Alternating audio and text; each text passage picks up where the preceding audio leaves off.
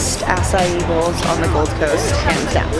Today's video that I'm doing, the flexibility video, is for Bridget Katrina. Bridget asked me to do a video on my flexibility routine, so I'm doing a video for you now, Bridget. Are you super excited for this acai bowl? I'm really excited for this acai bowl. How many times this week have you asked me for an acai bowl? Probably only 2 times prior to this, I think. Did you make this video as an excuse to have an acai bowl? I could be like, hey Jeremy, we should get an acai bowl because we're doing a video.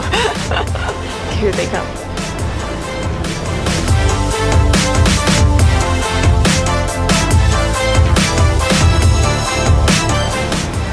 It does look pretty good. Now eat it.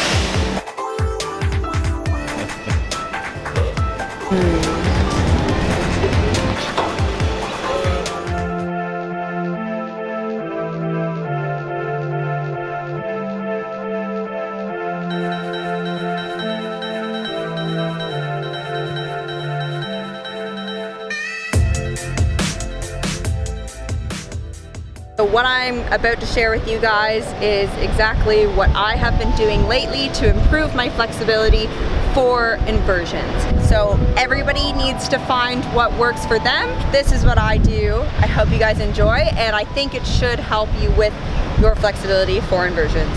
When I know that I'm gonna be working on flexibility or even practicing inversions is I get my body warmed up.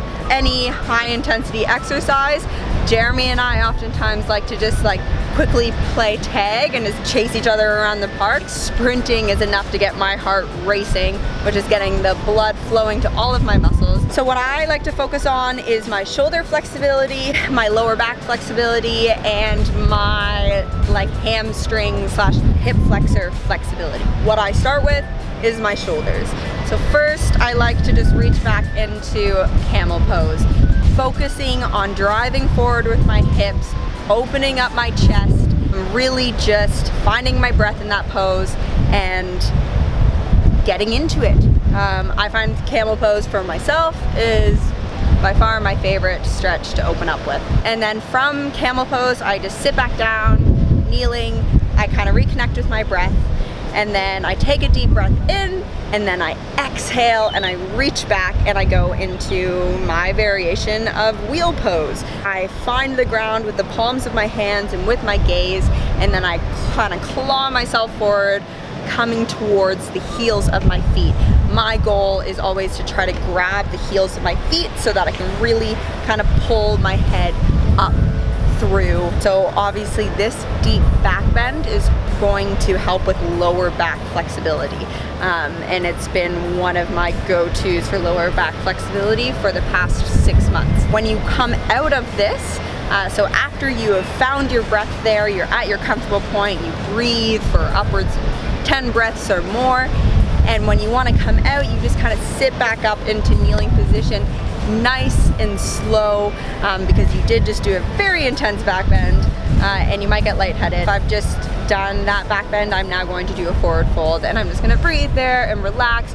And just when we're working on flexibility, you're essentially working on your muscles' ability to stretch, but to stretch it has to relax and allow it to stretch. So that's why getting in touch with your breath and slowing down is so important when working on flexibility.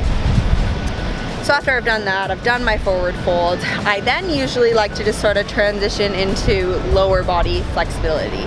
I always start out in middle splits, and I aim to just kind of on the first time around get my calves on the floor, maybe sit there for a couple minutes, and then if I can, I try to, with my breath, get all the way down and stay there for really as long as I can, comfortably stay there. Obviously it's not going to be completely comfortable, but as long as I feel I can stay there without my legs falling off when I get back up, I stay there. When I come out of this, I always just kind of lay back down, because again, these stretches are really intense and they're really trying, so I oftentimes am lying down.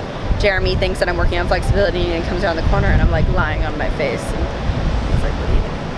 I'm doing flexibility. Next splits that we would do would be side splits. So just again, First time I do it, I go right leg forward, and then the next time I do it, I go left leg forward. And I find that these are really important because it kind of helps correct any imbalances.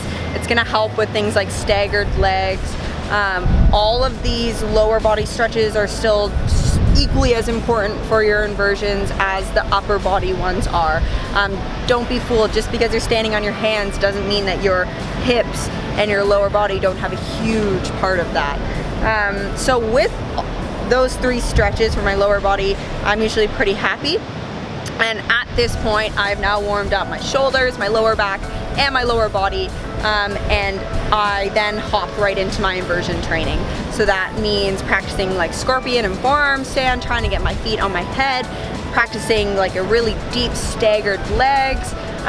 All of these inversion poses become that much more unlockable after doing all of this flexibility training. But that is everything that I do to work on flexibility for inversions.